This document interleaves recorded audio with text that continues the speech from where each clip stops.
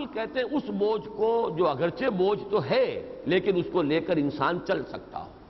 حمال وہی ہے جو بوجھ اٹھا کر لے کر چل رہا ہے، ایک جگہ سے دوسری جگہ منتقل کر رہا ہے، یعنی وہ طاقت سے باہر نہ ہو، وہ حمل کہلائے گا. اور وزر وہ ہے کہ جو ناقابل برداشت ہو جائے،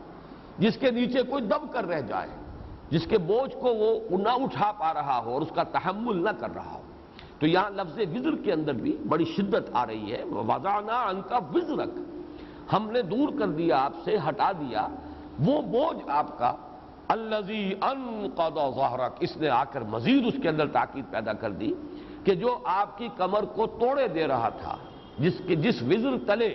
آپ کی کمر دوہری ہوئی جا رہی تھی، اے نبی ہم نے اس کو آپ سے ہٹا نہیں دیا، آپ نے دور نہیں کر دیا. یہاں ذرا نوٹ کر لیجئے، مولانا اصلاحی صاحب نے بات لکھی ہے، میں سمجھتا ہوں کہ بہت صحیح بات لکھی ہے کہ یہ جو 3 آیات آئی ہیں سورۃ الضحیٰ میں اور 3 آیات یہاں آئی ہیں،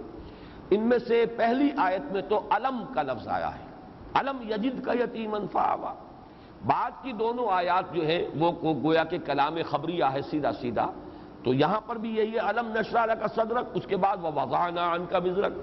پھر وہ علم کا جو ہے دوبارہ سوال استفہامیہ انداز نہیں آیا. لیکن چونکہ ان 2 آیتوں کا بھی اور 2 آیتیں وہ بھی 7ویں اور 8ویں آیت جو ہے وہ سورۃ الضحیٰ کی بھی یہ تابع ہے پہلی آیت کے. علم یجد کا یتیماً فآویٰ، کیا نہیں پایا آپ کو یتیم اور پھر پناہ دی. اسی طریقے سے وَوَجَدَكَ ضَالًّا فَهَدَىٰ کا اصل ترجمہ ہونا چاہیے کیا نہیں پایا آپ کو تلاش حقیقت میں سرگردان تو ہدایت دی. وَوَجَدَكَ عَائِلًا فَأَغْنَىٰ، یہ بھی چونکہ عطف اسی پر ہے، کیا نہیں پایا آپ کو تنگ دست کہ پھر آپ کو جو ہے سہولت اور فراخی عطا کر دی. اسی طرح یہاں بھی صحیح ترجمانی یوں ہوگی الم نشرح لک صدرک، کیا نہیں ہم نے آپ کے سینے کو کھول دیا آپ کے لیے. وَوَضَعْنَا عَنْكَ وِزْرَكَ، اور کیا نہیں دور کر دیا آپ سے آپ کے اس بوجھ کو الَّذِي أَنْقَضَ ظَهْرَكَ کہ جو آپ کے پیٹھ کو، آپ کی کمر مبارک کو توڑے دے رہا تھا. میرے نزدیک یہ صحیح تعبیر ہے. اور یہ اس کو کہتے ہیں جس طرح بارہا میں نے عرض کیا، یہ استفہام جو ہے اگرچہ بظاہر تو استفہام ہے لیکن استفہام تقریری. کیا ہم نے ایسا نہیں کر دیا، کیا مانی ہم نے کر دیا ایسا. اصل میں کسی چیز کے اس بات کے لیے اور زور دینے کے لیے بظاہر استفہام کا اسلوب اختیار کیا جاتا ہے تاکید کے لیے، اس بات میں تاکید کے لیے. پھر یہاں سوال وہ آتا ہے کہ وہ بوجھ ہے کیا. اس بوجھ کے لیے 3 تعبیریں سامنے آئی ہیں. میں نے جتنا بھی مطالعہ کیا ہے ان کے حوالے سے میں عرض کر رہا ہوں. پہلی تعبیر سامنے آتی ہے اس انداز میں کہ وہ جو وَوَجَدَكَ ضَالًّا فَهَدَىٰ، وہ جو دور آپ پر گزرا ہے تلاش حقیقت، جس کو میں کل تعبیر کر چکا ہوں کہ خرد کی گتھیاں سلجھانا، خرد کی گتھیاں سلجھا چکا میں. اب یہ ایک آیت میں یہاں اس کا بیان ہو گیا ہے، ہم بھی ایک جملے میں کہہ دیتے ہیں، لیکن یہ وہی شخص جانتا ہے جو ان منزلوں سے گزرا ہو. یہ فلسفیانہ غور و فکر، تلاش حقیقت، اس کی سرگردانی، اس میں کیا کچھ انسان پر بیتتا ہے، کن کن مراحل سے وہ گزرتا ہے، کون کون سے مشکل جو ہے اس کے راستے میں مرحلے آتے ہیں، کن کن چڑھائیوں کو چڑھنا پڑتا ہے، تب کہیں جا کر ایک شخص صحیح بات تک پہنچتا ہے. تو یہ بھی ایک صعود ہے، فکری صعود، ایک چڑھائی ہے انسان کا ذہنی اور فکری سفر کہ جو بہت ہی مشقت طلب ہے. اور اس کے لیے میرا ذہن منتقل ہوا تھا کہ اگر تاریخ میں اس کا حوالہ آپ کو چاہیے تو میرے نزدیک اس کی بہترین تعبیر ہے گوتم بدھ کی زندگی. گوتم بدھ تلاش حقیقت ہی کے لیے نکلا تھا، کوئی کاروبار کرنے نہیں نکلا تھا، کوئی اور ایڈونچر جو ہے دنیا میں کسی اور وہ اپنی مہم جوئی پر نہیں نکلا تھا. At the prime of his youth, اس کی عمر 30 برس تھی اس وقت، کپل وستو کا شہزادہ، محل کو چھوڑا ہے، اس کی آسائشوں کو تج دیا، جوان بیوی کو سوتے ہوئے چھوڑ کر گیا ہے اور شیرخوار بچے کو چھوڑ کر گیا ہے. یعنی زندگی کے اندر جن جن چیزوں سے انسان کو ہو سکتا ہے قلبی لگاؤ وہ سارے بندھن موجود تھے، لیکن نکلا ہے. کیوں نکلا ہے؟ وہ تلاش حقیقت. معلوم ہونا چاہیے یہ گتھی کیا ہے، جبکہ تجھ بن نہیں کوئی موجود، پھر یہ ہنگامہ اے خدا کیا ہے، یہ حقیقت کیا ہے. سروم دکھم، یہ کیوں کرب ہے، کیوں رنج ہے، کیوں غم ہے انسان کے لیے، کیوں دکھ ہے، کیوں کوئی اندھا پیدا کر دیا گیا ٹھوکریں کھا رہا ہے، گر رہا ہے، کیوں کسی والدین کے سامنے ان کا پیارا اور نہایت ہی خوبصورت بچہ دم توڑ رہا ہے، وہ کچھ نہیں کر سکتے سوائے اس کے کہ پچھاڑے کھا رہی ہے ماں، لیکن یہ تو اور کچھ نہیں کر سکتے. یہ رنج اور غم کیوں ہے؟ آخر اس کا کوئی علاج ہے، اس کا مداوا ہے، کوئی سے رستگاری ہے تو کیا ہے؟ یہ ہے در حقیقت وہ سوال جو اس کے سامنے آیا۔ اور پھر جتنے سال ہا سال اس نے گزارے، جو جنگلوں کی خاک چھانی ہے اور ریگزار جو ہے نہ معلوم کتنے اس نے گزارے ہیں، کہاں کہاں دھونی رمائی ہے، کس کس منی اور رشی کے پاس جا کر ان کی جوتیاں سیدھی کی ہیں یا ان کی خدمتیں کی ہیں، کہاں کہاں جا کر مراقبے کیے ہیں، کیسے کیسے اس نے جو ہے غور و فکر کے مراحل طے کیے، اس سے پوچھیے۔ اس کی زندگی کا جو بھی نقشہ آتا ہے مہاتما گوتم بدھ کا، کپل وستو کا شہزادہ، تو اس سے اندازہ ہوگا کہ یہ کتنا مشکل اور کتنا کٹھن سفر ہے۔ یہ سفر جبکہ محمد الرسول اللہ صلی اللہ علیہ وسلم پر اگرچہ اس کی مدت کم ہے، لیکن یہ کہ کسی شے کی جو اس کا کوانٹیٹیو ایلیمنٹ ہے وہی فیصلہ کن نہیں ہوتا، تھوڑی مدت کے اندر بھی سخت ترین جو ہے اس کی شدت ہو سکتی ہے۔ جیسے کہ حضور صلی اللہ علیہ وسلم کی ایک حدیث میں آپ کو سنا رہا ہوں، جو ابن عدی اور ابن عساکر اور ابو نعیم نے روایت کی حضرت انس سے رضی اللہ تعالیٰ عنہ، اور وہ حدیث یہ ہے کہ ما اوذی احد ما مثل ما اوذیت، کسی کو بھی نوع انسانی میں کسی کو بھی اتنی ایذائیں نہیں جھیلنی پڑی جتنی کہ مجھے جھیلنی پڑی، جتنی تکلیفیں میں نے اٹھائی ہیں کسی نے نہیں اٹھائی۔ اب اس پر ایک اشکال وارد ہوتا ہے کہ حضرت نوح علیہ السلام نے 950 برس تک دعوت دی ہے اور مخالفتیں جھیلی ہیں، استہزاء برداشت کیا ہے، تمسخر برداشت کیا ہے۔ حضور صلی اللہ علیہ وسلم کی تو حیات طیبہ آغاز وحی سے لے کر اور آپ کے انتقال تک کل 22 برس ہے، انہی میں آ گئی ساری سختیاں بھی آ گئی، انہی کے اندر آسانیاں بھی آ گئی، ان مع العسر یسرا، ان مع العسر یسرا، سارے مراحل اسے میں طے ہو گئے۔ اس طرح کی شدید پرسیکیوشن حضور کو نہیں جھیلنی پڑی جیسے کہ اور دوسرے بعض انبیاء کو جھیلنی پڑی، انبیاء قتل کر دیے گئے، انبیاء جو ہیں جو بھی ان کے ساتھ جو جس قدر سختی حضرت یوسف علیہ السلام نے جھیلی ہے جیل میں۔ تو معلوم یہ ہوتا ہے کہ ایک ہے کسی مسئلے کا کوانٹیٹیو ایلیمنٹ اور ایک ہے اس کا کوالیٹیٹیو ایلیمنٹ۔ ہو سکتا ہے کہ تھوڑی یعنی مقدار میں کوئی شے ہو لیکن اپنی شدت کے اندر جو ہے وہ اتنی زیادہ ہو کہ وہ اپنی وسعت اور اپنے طول و عرض کے اعتبار سے کم ہونے کے باوجود اس کا جو اثر ہے وہ اس سے کہیں زیادہ بڑھ جائے۔ اس اعتبار سے اگرچہ حضور پر یہ جو وقت گزرا ہے تلاش حقیقت، فلسفیانہ غور و فکر، تفکر والاعتبار، جو کل حضرت عائشہ صدیقہ رضی اللہ تعالی عنہا سے جو روایت مروی ہے اس کے حوالے سے میں آپ کو بتا چکا ہوں کہ فلما بلغ 40 سنة حبب الیہ الخلاء فکان یخلو بغار حراء یتحنس فیہ، جب 40 برس کے لگ بھگ آپ کی عمر ہوئی تو خلوت گزینی آپ کو محبوب کر دی گئی، آپ غار حراء میں جا کر خلوت گزین ہوتے تھے اور وہاں پر آپ عبادت کرتے تھے۔ اب عبادت کیا ہے اس کے بارے میں شارحین حدیث کا کہنا ہے کان صفت و تعبدہ فی غار حراء التفکر والاعتبار، غور و فکر کی وادیاں ہیں جو آپ نے طے کی ہیں اور اسی کے اندر جو ہے وہ سرگردانی کی کیفیت ہے۔ ووجدک ضالا فہدی۔ اسی طرح میں ایک مثال دے دوں، ہمیشہ میں دیا کرتا ہوں جب بھی گوتم بدھ کی مثال آئے، ایک میں سقراط کی مثال دیا کرتا ہوں، لیکن وہ اس اعتبار سے کہ اس نے زہر کے پیالے کو ترجیح دی ہے، جو حقیقت بھی اس پر منکشف ہوئی تھی، اس بات کو کہ اس کو وہ بیان کرنے سے باز آ جائے، اس پر ترجیح دی اس نے موت کو، زہر کا پیالہ پی لیا۔ لیکن یہ مشقت جو ہے طلب ہدایت کی جو مشقت جھیلی ہے گوتم بدھ نے، تقریباً وہی مشقت ہے جو حضرت سلمان فارسی نے جھیلی ہے رضی اللہ تعالیٰ عنہ۔ ایران میں پیدا ہو رہے ہیں، بڑی آسائش کی زندگی ہے، والد جو ہے وہ آتش کدے کا کوئی اہم پروہت ہے، پجاری ہے، گویا کہ اس ریلیجس ہائرارکی میں اونچے مقام پر فائز ہے، لیکن یہ کہ فطرت جو ہے کو ابا کر رہی ہے کہ اپنے ہاتھ سے ہم اس میں ایندھن ڈالتے ہیں، آگ میں ہم جلاتے ہیں تو جلتی ہے، ایندھن ڈالیں تو یہ جاری رہتی ہے اور اسی کے آگے ہاتھ جوڑ کر کھڑے ہو جائیں۔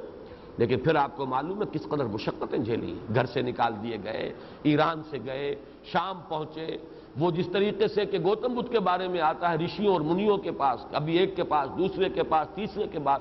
اسی طرح جو عیسائی اس وقت کے راہب موجود تھے شام میں، کبھی ایک کے پاس، دوسرے کے پاس، تیسرے کے پاس، یہاں تسکین نہیں ہوئی کسی اور کو تلاش کیا، اس سے بھی تسلی نہیں ہوئی کہیں اور گئے، آخر میں وہ ایک راہب ملا ہے جس سے کچھ تسکین ملی، لیکن یہ کہ جب اس کا بھی انتقال کا وقت آیا ہے تو اس سے کہا کہ میرا تو ابھی پوری طریقے سے سیری اور تشفی نہیں ہوئی، تو اب تمہارے بعد میں کہاں جاؤں؟ تو اس نے پھر رہنمائی کی ہے کہ میرا علم مجھے بتاتا ہے کہ اب آخری نبی کے ظہور کا وقت آ گیا ہے، جنوب کی طرف کھجوروں کی سرزمین میں ان کا ظہور ہونا ہے، جاؤ ٹرائی اور لک، قسمت آزماؤ۔ شاید اللہ تمہیں پہنچا دے۔ لہذا آپ سفر کر رہے ہیں مدینے کی طرف، درمیان میں جس قافلے میں سفر کر رہے تھے ڈاکوؤں نے حملہ کیا اور لوٹ لیا اور پکڑ کر ان کو غلام بنا کر بیچ دیا۔ لیکن خریدا کس نے؟ مدینے کے ایک یہودی نے، اور اس ذریعے سے مدینے میں پہنچ گئے۔ ابھی حضور نہیں پہنچے مدینے، لیکن یہ کہ خبریں مدینے میں بیٹھے ہوئے یہ سن رہے ہیں کہ مکے میں کسی کی نبوت کا معاملہ ہوا ہے، کسی نے دعویٰ کیا ہے۔ لیکن اب ظاہر بات ہے آزاد آدمی نہیں تھے، پاؤں میں بیڑیاں غلامی کی تھی، اب ہل نہیں سکتے، تو منتظر تھے۔ اب آپ دیکھیے، میں یہ کہا کرتا ہوں حضرت سلمان فارسی کے مقام کو واضح کرنے کے لیے، اس کا مفہوم مخالف ذہن میں نہ لے آئیے گا کہیں حضور پر بھی میں آپ کو کوئی فضیلت دے رہا ہوں، معاذ اللہ، کہاں نبی کا مقام، کہاں ایک صحابی کا مقام، لیکن یہ کہ ایک تعبیر کا انداز ہے کہ باقی لوگوں کے معاملے میں تو آپ کہتے ہیں نا کہ انسان جو ہے پیاسا کنویں کے پاس چڑھ کر جاتا ہے، کنواں تھوڑا ہی آتا ہے پیاسے کے پاس۔ یہاں محمد الرسول اللہ آئے ہیں مدینہ منورہ، پیاسا یہاں بیٹھا ہوا تھا سلمان فارسی، لیکن کن کن وادیوں کے اندر اس نے جو ہے جو اپنی دشت پیمائی کی تھی، کن کن کٹھن مراحل میں سے گزرا تھا، اللہ تعالیٰ نے گویا پیاسے کے پاس کنویں کو بھیجا ہے کہ محمد الرسول اللہ صلی اللہ علیہ وسلم مدینے میں پہنچے۔ یہ بھی ایک تعبیر کی گئی ہے کہ اصل میں الم نشرح لک صدرک، اس سے مراد یہی ہے کہ یہ جو آپ کو تلاش حق کی سرگردانی تھی اور وہ جو ایک بڑا کٹھن مرحلہ آپ پر گزر رہا تھا، آپ جو کچھ مشاہدہ کر رہے تھے اس کے اعتبار سے، یہ دوسرا پہلو میں عرض کر دوں اس میں، تو یہ جو پہلا پہلو میں نے عرض کیا ہے اس کے اعتبار سے گویا کہ وَوَجَدَكَ ضَالًّا فَهَدَىٰ، یہ گویا کہ اس کے ساتھ اس کا تعلق ہوگا۔ یہ بوجھ تھا، یہ سختی تھی جو آپ پر گزری ہے، جس سے کہ اللہ تعالیٰ نے یہاں ہدایت دی، وَوَجَدَكَ ضَالًّا فَهَدَىٰ، اسی کو تعبیر کیا گیا الم نشرح لک صدرک ووضعنا عنک وزرک۔ ایک تو یہ تعبیر ہے۔ دوسری تعبیر یہ کی گئی ہے کہ نبی اکرم صلی اللہ علیہ وسلم جو کہ سلیم الفطرت انسان تھے، سلیم نہیں اسلم تھے فطرت کے اعتبار سے، سب سے بڑھ کر سلیم الفطرت انسان، اخلاق کی بلندیوں پر فائز، وَإِنَّكَ لَعَلَىٰ خُلُقٍ عَظِيمٍ۔ تو اپنے ماحول کا جب آپ مشاہدہ کرتے تھے کہ کس پستی میں انسان اس وقت پڑا ہوا ہے، کیا عقائد کی پستی ہے، کہاں اپنے ہاتھوں سے بت تراش کر انہیں پوجا جا رہا ہے، کہیں کچھ اور ہو رہا ہے، ظلم ہو رہے ہیں، ستم ڈھائے جا رہے ہیں غلاموں کے اوپر، ہر طاقتور جو ہے کمزور کو دبا رہا ہے، خون چوس رہا ہے، یہ سارا کچھ جو ہو رہا ہے، پھر فحاشی ہے، بے حیائی ہے، یہ ساری چیزیں جو ہیں اس کو دیکھ کر بھی ایک کڑھن، طبیعت کے اندر کڑھن کی ایک کیفیت جو ہے، رنج اور صدمہ، یہ بھی وہ بوجھ ہے کہ جو نبی اکرم صلی اللہ علیہ وسلم کے اعصاب پر اثر انداز ہو رہا تھا۔ اس کا اگر آپ جوڑ ملائیں گے تو جو اگلا جوڑا آ رہا ہے سورتوں کا، سورۃ التین اور سورۃ العلق، ان کا مرکزی مضمون یہی ہے کہ یہ جو پستی ہے جس میں انسان گر جاتا ہے، ثم رددناہ اسفل سافلین، یہ جو ایک حضور کا مشاہدہ تھا جو سورۃ التین میں آئے گا، ثم رددناہ اسفل سافلین، اور یہی معاملہ آئے گا سورۃ العلق میں، کلا ان الانسان لیطغی، یہ طغیانی، سرکشی، تعدی، ظلم، دست درازی، انسان اس پر آمادہ ہو ہی جاتا ہے۔ کیوں ہو جاتا ہے اور اس سے بچاؤ کا راستہ کیا ہے، یہ سورہ علق جب پڑھیں گے تب اس پر ہم تفصیل سے غور کریں گے۔ اس وقت میں صرف یہ جو ایک دوسرا احتمال ہے، اگر اس کو ہم مانیں تو اس سے تعلق جو ہے جڑ جائے گا اس سورہ مبارکہ کی ان آیات کا، سورۃ التین کی آیت سے، ثم رددناہ اسفل سافلین۔ اے محمد، آپ کا مشاہدہ غلط نہیں ہے، واقعتاً انسان جب گرتا ہے تو نیچے والوں میں سب سے نیچے چلا جاتا ہے، یہ پھر حیوانیت کی سطح پر بھی نہیں رہتا، حیوانوں سے بھی گر جاتا ہے۔ اس میں درندگی آتی ہے تو یہ بھیڑیے کو مات کر دیتا ہے، اس میں شہوت پرستی آتی ہے تو یہ سوروں سے آگے نکل جاتا ہے، اس میں اگر کہیں ہرس آتی ہے تو بندروں کو پیچھے چھوڑ جاتا ہے، اس میں کینہ آتا ہے تو اونٹ کا کینہ، شتر کینہ تو کچھ بھی نہیں ہے جو کینہ جو ہے انسان کے اندر آتا ہے، اس میں حسد کی آگ بھڑکتی ہے تو کوئی بھی شاید حیوانات میں سے نہ ہو جس میں وہ حسد ہو جو اس میں ہے۔ تو واقعہ یہ ہے جیسے کہ دوسری جگہ پر فرمایا گیا اولئک کالانعام بل هم اضل، یہ چوپایوں کے اور حیوانوں کے مانند نہ بلکہ ان سے بھی گئے گزرے۔ تو یہ مشاہدہ آپ کا غلط نہیں ہے، لیکن اس تصویر کا دوسرا رخ بھی ہے، وہ دوسرا رخ ہے جو سورۃ التین میں آئے گا۔ اسی طرح ظلم، زیادتی، یہ جو آپ کا مشاہدہ صحیح ہے، ان الانسان لیطغی، یہ بات آپ کا مشاہدے کے درجے میں، یہ بات غلط نہیں ہے، البتہ کیوں ہے اور اس سے رستگاری کیا ہے، اس سے کیسے انسان جو ہے نجات پا سکتا ہے، یہ سورہ علق میں آئے گا۔ تو یہ گویا کہ دوسرا احتمال ہے۔ اب تیسرا احتمال، اور یہ کافی قوی احتمال ہے میرے نزدیک، کہ در حقیقت سورۃ الضحیٰ کے ساتھ جو تعلق ہے سورۃ الانشراح کا، اگر ان کو دونوں صورتوں کو بیک وقت رکھا جائے تو وہ جو قلق آپ کو تھا فترت وحی کی وجہ سے، جو آپ پر وہ آج کل کی اصطلاح کے اعتبار سے قبض کی کیفیت، صوفیہ کی اصطلاح میں، اور یوں سمجھیے کہ ایک نوع کی ڈپریشن کی کیفیت تھی کہ جو آپ پر طاری ہو گئی تھی، جس میں یہاں تک کی شدت بھی تھی کہ آپ اپنے آپ کو پہاڑ سے نیچے گرا دینے کے بارے میں سوچتے تھے، یہاں تک بھی کیفیت ہوئی، آپ کا اعصابی اضمحلال اس درجے کو پہنچ گیا کہ آپ مسلسل کئی رات اٹھ نہ سکے تہجد کے لیے، درحالے کہ حکم تھا قم اللیل الا قلیلا نصفہ او انقص منہ قلیلا اور زد علیہ ورتل القرآن ترتیلا۔ اور پھر یہ کہ آپ کا وہ صدمہ اس اعتبار سے، اور یہ گمان، اس قصد و ہزار بدگمانی کہ شاید میرے رب نے مجھے چھوڑ دیا ہے، شاید اس کی عنایتیں میرے شامل حال نہیں رہی، تو یہ جو قبض ہے اس سے جب بست ہوا،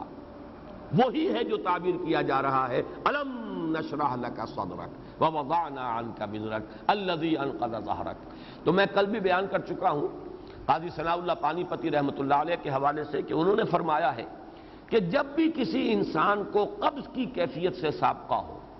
جب یہ اندر سے جیسے طبیعت رک گئی ہو، جیسے کچھ بددلی کی سی کیفیت ہو، جیسے کچھ مایوسی کا سا انداز ہو، جیسے کوئی ہمت جواب دے رہی ہو، اگر قبض کی کیفیت ہو تو اس کیفیت میں اس کا مداوع، اس کا علاج کرنے کے لیے سورۃ الضحیٰ اکسیر کا درجہ رکھتی ہے،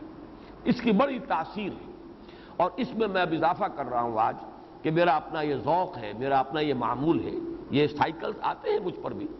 یہ کبھی ایک انشراح کی سی کیفیت، کبھی انقباض کی سی کیفیت، کبھی مایوسی کی سی کیفیت۔ میں نے بار عرض کیا ہے کہ کبھی حالت یہ طاری ہو جاتی ہے کہ پاکستان کے مستقبل سے بالکل مایوسی ہو جاتی ہے، محسوس ہوتا ہے شاید ہم تباہی کے بالکل کنارے، گڑھے کے کنارے تک پہنچ چکے ہیں اور کوئی راستہ بچاؤ کا ہے نہیں، جس درجے پستی میں یہ معاشرہ ہمارا گر چکا ہے اور جس درجے جو ہے کیوس ہمارے ہاں موجود ہے۔ لیکن پھر کبھی ایسا ہوتا ہے کہ امید کچھ بننے لگتی ہے، کچھ حالات میں کچھ روشنی کی کرن نظر آتی ہے، یا وہ چیزیں جو ماضی کے حوالے سے میں کہا کرتا ہوں 400 برس کی تاریخ، یہ جو اشارے ہیں، پھر توجہ ان کی طرف زیادہ منعطف ہو جاتی ہے۔ تو اصل میں یہ تبدیلی داخلی ہوتی ہے، خارج کے اثرات اس پر نہیں ہوتے، انسان کی داخلی کیفیت کے اندر یہ یوں سمجھیے کہ ایک ابھار اور یا ایک جو ہے نیچے اور گراوٹ کی کیفیت، یہ جو کیفیات ہے یہ داخلی ہے، اس میں جو ہے اپ اینڈ ڈاؤن آتا ہے۔ اس میں میرا یہ معمول ہے کہ جب بھی یہ کیفیت ہوتی ہے، ویسے بھی یہ بھی میں عرض کر رہا ہوں میرے معمولات میں سے ہے کہ میں ظہر کی نماز میں ہمیشہ فرض میں پہلی رکعت میں سورۃ الضحیٰ اور دوسری میں سورۃ الانشراح، یہ میرے معمولات میں سے ہے۔ پھر یہ کہ جب خاص طور پر وہ ڈپریشن کی کیفیت ہوتی ہے، مایوسی کی، بددلی کی، قبض کی، تو سورۃ الضحیٰ کا میں ورد کرتا ہوں۔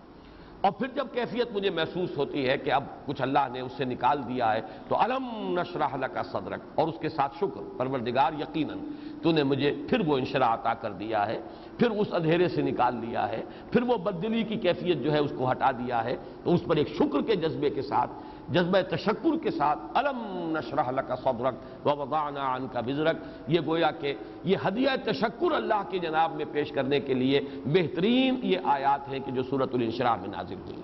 تو میرے نزدیک ایک صورت یہ ہے، آج میں تھوڑا سا اضافہ کر رہا ہوں، جو کل میں نے یہ سائیکل کا تذکرہ کیا تھا، تو ہمارے اس دنیا میں ایک سائیکل اور بھی چلتا ہے۔ جن حضرات کو جغرافیہ جو پڑھا ہوگا کہیں 9ویں 10ویں میں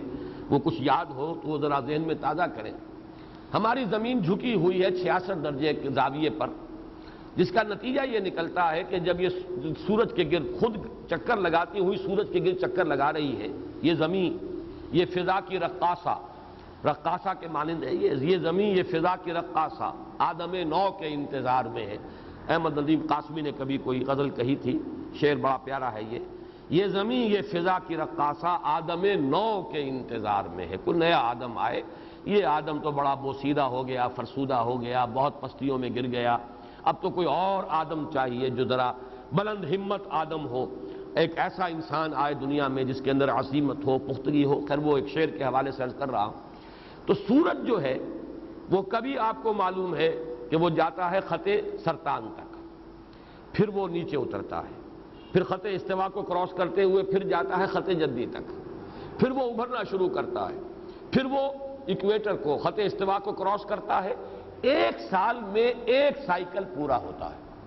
گویا کہ ایک مرتبہ وہ شمال میں جاتا ہے خط استوا سے اور خط سرطان تک پہنچ گیا، پھر اس کی وہ جنوب کی طرف ڈائریکشن شروع ہوتی ہے، اور پھر وہ ایکویٹر کو کراس کرتا ہوا وہ خط جدی تک پہنچ جاتا ہے، پھر وہاں سے کھڑا ہوتا ہے، پھر وہ اوپر جاتا ہے۔ تو یہ سائیکلز جو ہیں، جو میں نے کہا انسان کے اپنے اندر بھی اس کی باطنی کیفیات، اس کی نفسیات میں بھی یہ سائیکلز آتے ہیں۔ البتہ ڈگریز کا فرق ہے، جو کم حساس قسم کے لوگ ہیں،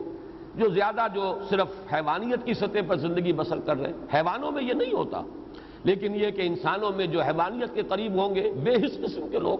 ان میں یہ جو اپ اینڈ ڈاؤن ہے یہ بہت کم ہوگا، نہ ہونے کے برابر۔ جو زیادہ حساس ہیں ان میں اس کا ایمپلیٹیوڈ جو ہے بڑھ جائے گا، اونچائی بھی اور نیچائی بھی، لیکن ایک حد تک رہے تو انسان نارمل ہے۔ اس کے لیے در حقیقت یہ تشبیہ ذہن میں آئی تھی کہ سورج اگر خط سرطان سے اوپر چلا جائے اور اگر وہاں سے بھی ورٹیکل جو شعاعیں ہیں وہ پڑنے لگیں قطب شمالی کی طرف، تو سمجھ لیجئے کہ دنیا ختم ہو جائے گی۔ اتنا برف پگھلے گا کہ پورا گلوب جو ہے فلڈ ہو جائے گا، پانی سے فلڈڈ ہوگا پورا۔ اسی طریقے سے اگر نیچے اتر جائے خط جدی سے وہ، تو وہی تباہی پھر آ جائے گی۔ اس لیے کہ وہ جو منجمد جو جنوبی ہے، بحر منجمد جنوبی، وہ اگر کہیں پگھل جائے تو پھر وہی صورت ہوگی کہ جو، تو معلوم یہ ہوا کہ ایک حد تک یہ سورج کی جو سائیکل ہے، اگر یہ سرطان سے جدی تک رہے تب تو ہے عافیت اور خیریت۔ زمین پر جو یہ حیات دنیاوی ہے، حیات زمینی، اس کا سلسلہ قائم رہ سکتا ہے۔ یہ کہیں بڑھ جائے تو پھر ختم ہو جائے گا سارا۔ یہی معاملہ ہے کہ یہ اپ اینڈ ڈاؤن موومنٹ جو ہے انسان کی باطنی کیفیات کی، ایک حد تک رہے تو یہ انسان نارمل ہے، ایک حد سے بڑھ جائے تو اسی کو ہم کہتے ہیں کہ اب یہ توازن ذہنی قائم نہیں رہا۔ اسی کو جیسا میں نے کل عرض کیا تھا مینیک ڈپریسو سائیکوسس کہا جاتا ہے۔ کبھی ایکسائٹیشن ہے، پھر اس میں ایک طرح سے فوکس ہو جاتا ہے کسی بات کا، آدمی کو دھن سوار ہو جاتی ہے، بس اسی میں وہ لگ جاتا ہے، اور پوری قوتیں، حرکت، محنت، بھاگ دوڑ، معلوم ہوتا ہے جیسے کہ اس کے جسم میں کبھی کوئی عارضہ تھا ہی نہیں۔ جب ڈپریشن میں آتا ہے تو معلوم ہوتا ہے جان ہی نہیں ہے، اس کے اندر ہمت ہی نہیں ہے، بیٹھا ہوا ہے، بلکہ اس ڈپریشن کی کیفیت کے اندر جو ہے سوسائڈ کی ٹینڈنسی ہوتی ہے بالعموم۔ تو یہ کیفیات جو ہیں، جب نبی اکرم صلی اللہ علیہ وسلم اس قبض سے نکلے جس قبض میں وہ آیات نازل ہوئیں، وَالضُّحَىٰ وَاللَّيْلِ إِذَا سَجَىٰ مَا وَدَّعَكَ رَبُّكَ وَمَا قَلَىٰ، گویا کہ اسی کو تعبیر کیا گیا ہے أَلَمْ نَشْرَحْ لَكَ صَدْرَكَ۔ جب بسط ہوا ہے اس قبض کے بعد، جب اس ضیق کے بعد شرح صدر کی کیفیت ہوئی ہے، اسی کو تعبیر کیا جا رہا أَلَمْ نَشْرَحْ لَكَ صَدْرَكَ وَوَضَعْنَا عَنْكَ وِزْرَكَ الَّذِي أَنقَضَ ظَهْرَكَ۔ چوتھی تعبیر ہے، اب جیسے کہ میں نے کل بعض صوفیہ کے حوالے سے بعض حقائق آپ کے سامنے بیان کیے قبض اور بسط کے، یہ اصطلاحات صوفیہ کی ہیں، قبض اور بسط، سکر اور سہو۔ سکر اور سہو یہ ہے کہ کبھی انسان پوری طرح بیدار ہوتا ہے اور اپنے افعال اور اعمال کو اپنی قوت ارادی کے تحت پوری ہوشیاری کے ساتھ وہ بجا لا رہا ہے، کبھی ایک سکر کسی کیفیت ہو جاتی ہے، انٹاکسیکیشن، مجذوبیت کسی کیفیت، اور اسی سکر کی کیفیت میں بعض صوفیہ کی زبان سے وہ باتیں بھی نکل جاتی ہیں جنہیں شطحیات کہتے ہیں۔ ویسے وہ کلمہ کفر ہے، انا الحق، یہ شطحیات میں سے کلمہ کفر ہے۔ اگر یہ قائم نہ رہتا حلاج اس پر، اگر قائم نہ رہتا اور کہتا کہ ٹھیک ہے یہ میرے ایک شکر کی کیفیت تھی، شطحیات میں سے ہے، تو اس کی جان بچ جاتی، لیکن وہ جم گیا اور اس پر اس نے سہو کی کیفیت میں بھی اس کا اقرار کیا، لہذا قتل کر دیا گیا، کلمہ کفر ہے۔ لیکن بعض دوسرے صوفیہ نے بھی ویسی باتیں کہی ہیں، لیکن وہ ایک عارضی، ایک انٹاکسیکیشن کی کیفیت میں، ایک سکر کی کیفیت میں وہ باتیں کہی ہیں، جب وہ حالت سہو میں آئے انہوں نے رجوع کیا ہے کہ نہیں یہ بات نہیں ہے۔ تو اس اعتبار سے جیسے قبض اور بسط کی اصطلاحات ہے، ایسے ہی سکر اور سہو، صاد، ہا اور واو، یہ ہے سہو اور سکر۔ سکر تو آپ کو معلوم ہی ہے کہ ایک کیفیت جو ہے کچھ نشے کی سی، مجذوبیت کی سی۔ اب دو اصطلاحیں آج میں اور آپ کو بتا رہا ہوں جو اس سورۃ الانشراح کے حوالے سے سمجھ لیجیے۔ ایک ہے عروج اور نزول کی اصطلاحات، اور ایک ہے سیر الی اللہ، سیر فی اللہ، سیر عن اللہ باللہ۔ اب یہ تینوں کی ذرا وضاحت کرنی ہوگی، اس لیے کہ صوفیہ یہ کہتے ہیں کہ یہ بوجھ جو تھا محمد پر صلی اللہ علیہ وسلم، جس کا اس درجے میں تذکرہ کیا جا رہا ہے کہ وہ آپ کی کمر کو توڑے دے رہا تھا۔ یہ بوجھ ظاہر بات ہے کہ کسی خارجی کیفیت کا نہیں ہے، زمانہ نزول بالکل آغاز ہی کا ہے، ابھی وہ پرسیکیوشن شروع ہوا ہی نہیں۔ زیادہ سے زیادہ کسی نے یہی کہہ دیا ہوگا نا کہ کوئی جن کا سایہ ہو گیا ہے، معلوم ہوتا ہے کوئی بدروح شاید آ گئی ہے،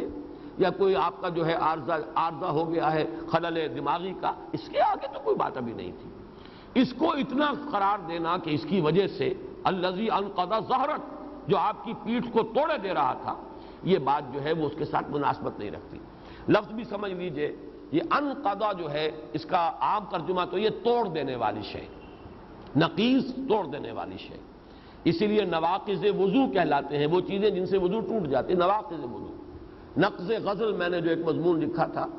کسی جماعت کی شیرازہ بندی، جیسے قرآن مجید میں آیا ہے وَلَا تَكُونُوا كَالَّتِي نَقَضَتْ غَزْلَهَا مِن بَعْدِ قُوَّةٍ أَنْكَاثًا، اس عورت کے مانند نہ بنو جس نے بڑی محنت سے سوت کاٹا اور پھر اس کے ٹکڑے ٹکڑے کر دیے، ریزہ ریزہ کر دیا۔ تو نقض کے معنی توڑنا، توڑ پھوڑ دینا، ٹکڑے ٹکڑے کر دینا۔ لیکن اصل میں لغت میں جو اس کی بنیاد ہے وہ جان لیجئے، اونٹ کے اوپر پالان ہوتا ہے، جیسے گدھے کے اوپر بھی آپ کو سامان لادنا ہے تو پہلے آپ کاٹھی رکھتے ہیں، اس کے اوپر پالان اسے کہتے ہیں۔ اب وہ پالان پر آپ بوجھ ڈال رہے ہیں، ایک حد تک تو وہ پالان سہار جاتا ہے، ایک وقت آتا ہے کہ بوجھ کی وجہ سے اس کی چولیں جو ہے چرچرانے لگتی ہیں، ان میں آواز آنے لگتی ہے، معلوم ہوتا کہ بس بھائی اب یہ جو ہے پالان ٹوٹ جائے گا۔ اس آواز کو نقیض کہتے ہیں۔ یہ گویا کہ آپ کے لیے ایک وارننگ ہے، ریڈ سگنل ہے کہ بس اس سے زیادہ نہیں، ورنہ یہ پالان ٹوٹ جائے گا۔ تو گویا کہ کمر پر اتنا بوجھ پڑ رہا تھا کہ اس میں سے چرچراہٹ کی آواز گویا کہ آ رہی ہے، محمد الرسول اللہ صلی اللہ علیہ وسلم پر اتنا بوجھ۔ اب یہ بوجھ خارجی حالات کا یا فزیکل کوئی دباؤ جو ہے اس سے اس شدت کی کوئی توجیہ ممکن نہیں۔ لہذا صوفیاء نے جو تعبیر کیا وہ یہ ہے کہ اصل سبب اس کا یہ ہے کہ